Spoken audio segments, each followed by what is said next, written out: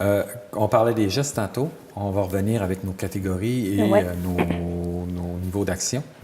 Ça veut dire que si on prend par exemple comme l'impact environnemental, si on s'en va dans la fondation ou Les premiers les gestes. premiers gestes à poser, est-ce que vous pourriez nous donner quelques exemples de gestes fort simples pour arriver au niveau du quotidien, dans une aérie, Bien, je pense qu'à la base, là, quand on parle d'impact environnemental, surtout pour une résidence en tant que telle, je pense que le premier réflexe de tous, et il est bon, c'est de penser à la récupération. Donc, les premiers gestes qu'on a identifiés, c'est vraiment des gestes au niveau de la gestion des matières résiduelles. C'est comment utiliser les 3 RV au quotidien, en fait. Réduire, ensuite de ça, le réemploi, le recyclage et la valorisation. Donc, à la base, comment on fait pour utiliser moins de matière, c'est quoi les gestes qu'on peut avoir au quotidien pour essayer de les utiliser un maximum de fois et sinon les envoyer au recyclage.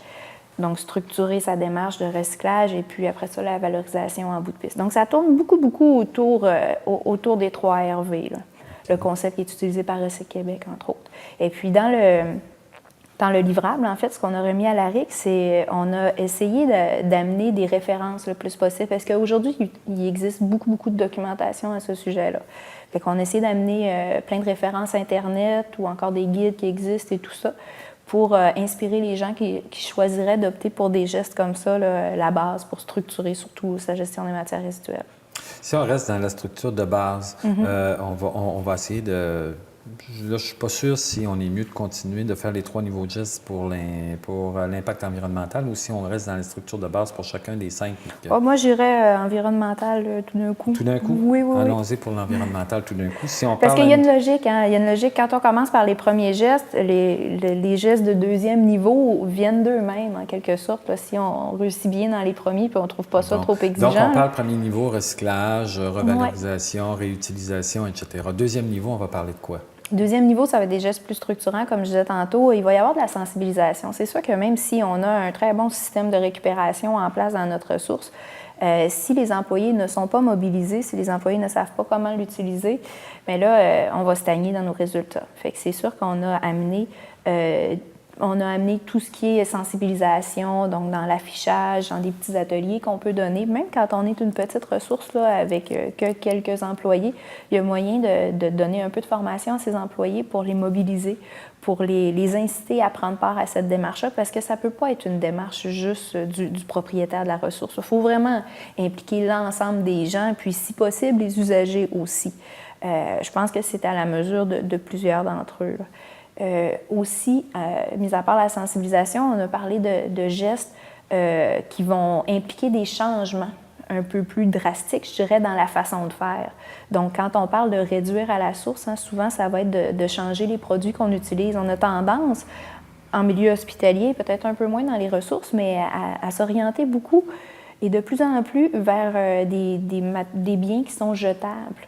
Entre autres, des piquets, par exemple, les espèces de piquets bleus, c'est jetable après usage quand on sait que, on a toujours utilisé des piquets en coton qu'on peut laver et réutiliser une multitude de fois. C'est la même chose pour des mopettes et tout ça. Donc, vraiment essayer de changer ses habitudes, de se poser la question à chacun des gestes qu'on entreprend, se dire, est-ce que je pourrais le faire avec moins d'impact sur l'environnement? Et pour le deuxième niveau, c'est un peu ce type de geste-là qu'on a tenté de couvrir. Si on va au 3e niveau?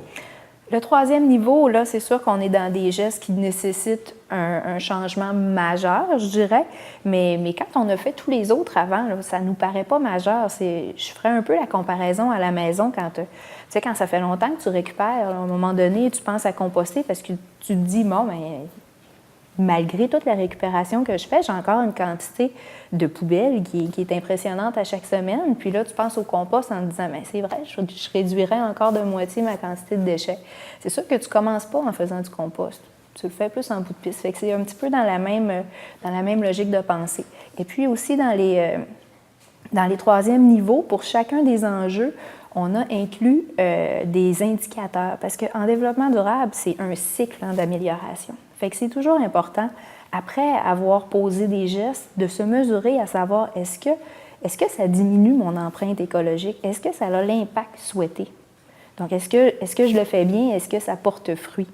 Donc, c'est un peu dans cet ordre-là. Et puis, au niveau environnemental, on parle aussi de la certification Ici on recycle, qui est possible, puis qui, elle, présente des indicateurs de suivi, de mesure des résultats.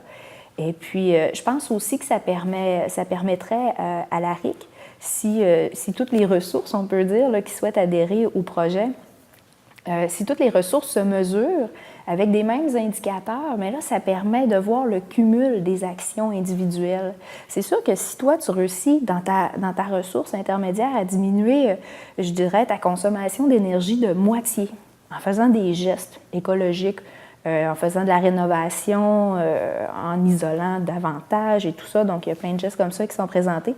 Si tu réussis à diminuer de moitié ta quantité d'énergie consommée dans une année, c'est vraiment bien. Mais si tu regardes au niveau de toutes les ressources intermédiaires, si chacune réussit à diminuer de 25 ou 30 sa consommation d'énergie, bien là, l'impact global, on le voit davantage. C'est la même chose au niveau des matières résiduelles. Donc, c'est pour ça qu'on a identifié des indicateurs puis que ce serait bien que l'ensemble des ressources qui prennent part à un projet comme ça puissent utiliser les mêmes indicateurs pour qu'on voit le cumul de toutes ces actions-là. Passer de l'individuel, dans le fond, au collectif. Au collectif, oui, du local au global. Dans le même ordre d'idée, parce que quand on parle de, moi, en tout cas, pour le développement durable, pour la récupération, tout ça, j'ai été un petit peu étonné de voir que santé et sécurité au travail, après, ça venait dans ça. Il y avait, la gouvernance et l'éthique. Et je me demande un petit peu, là, au niveau des fondations, la santé et sécurité au travail, comment est-ce qu'on peut embarquer dans le développement durable avec ça? Vous ne voyez pas le lien? Non. OK. Bien, en fait, comme j'ai dit tantôt, l'aspect santé et qualité de vie des populations, c'est le premier principe de développement durable par rapport à la loi. C'est vraiment l'objectif ultime, là, c'est d'améliorer la qualité de vie de tous. Donc, ce n'est pas nécessairement recycler. Non, ça, c'est un moyen. Oui, c'est un moyen. Je pense que c'est un moyen pour arriver à nos fins, mais l'objectif, là, c'est vraiment d'améliorer notre qualité de vie. Puis il faut vraiment voir la portée que ça peut avoir, parce que c'est pas juste ta qualité de vie à toi en tant qu'individu, puis pour répondre à tes désirs. Là, non, on est dans une notion de besoin, puis les besoins des générations présentes, les besoins des générations futures, puis les besoins des générations présentes ici, mais présentes partout à travers le monde. Fait qu'il faut avoir cette vision-là d'ensemble aussi. La santé et la qualité de vie au travail, puis la santé et sécurité au travail qui rentrent là-dedans, c'est sûr qu'au Québec, c'est un enjeu. Mais si on regarde ailleurs dans le monde, c'est beaucoup plus qu'un enjeu, là, c'est la problématique majeure. Fait que c'est sûr qu'il faut y aller avec... faut doser un peu les enjeux là, par rapport à ça. Dans les ressources intermédiaires, je pense qu'il n'y a pas énormément de cas de problème, mais il y en a tout de même. Puis je pense que ça fait partie de l'appréciation du travail de quelqu'un, de savoir que le milieu dans lequel il travaille, il est sain. Il est sain et avec un minimum de danger. Fait que, quand on parle des gestes, on va parler de ça, de qualité de milieu de travail, oui. Des premiers gestes pour la Fondation. Dans cette optique-là, ça va être quoi? Ça va être Ça va être de fournir, dans le fond, de respecter l'employé en tant qu'humain, on peut dire. Donc, lui fournir un environnement de travail qui est sécuritaire, qui est sain, et puis aussi qui le permet de se réaliser. On passe quand même 35-40 heures au travail par semaine. C'est une grande proportion de notre temps actif, on peut dire, dans la semaine. Fait que c'est important que le milieu dans lequel on travaille soit stimulant. Puis au deuxième niveau, qui fait partie du niveau du questionnement, dans le fond... Oui. Là, on vise vraiment à apporter un milieu de travail qui va permettre aux gens de se réaliser. Donc, augmenter la formation, ensuite de ça, avoir une certaine rétroaction aussi avec les gens par des évaluations annuelles, aussi de la reconnaissance, pour s'assurer que l'humain derrière l'employé, dans le fond, se réalise pleinement, puis qu'il est heureux, dans le fond, de venir travailler à chaque jour, qu'il apprécie son travail au-delà d'être un gagne-pain. C'est vraiment... il va y avoir un sentiment d'appartenance plus grand là, envers son travail et son employeur. Puis si on s'en va au troisième niveau, dans ce cas-là, dans le cas de la santé et sécurité au travail, on va parler de s'interroger sur nos façons de faire, Puis là, on va dans les meilleures pratiques qui sont un peu plus innovantes. On parle entre autres de conciliation travail-famille. Je crois que dans les deux ressources que j'ai visitées, c'est sûr que c'était des ressources de plus petite taille.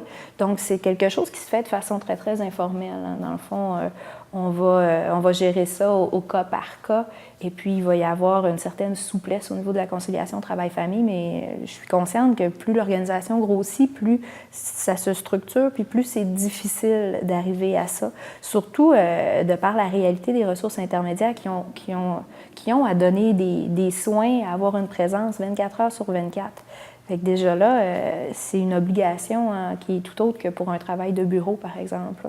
Fait que c'est un peu dans cette optique-là qu'on y va. Puis encore une fois aussi avec des indicateurs de mesure et de suivi des résultats. On parle de taux d'absentéisme, ensuite de ça, le nombre d'accidents, quasi-accidents ou des cas d'harcèlement, entre autres. Donc, tous des indicateurs qu'on peut suivre pour voir son amélioration.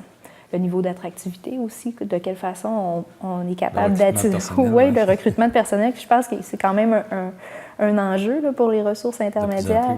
Oui.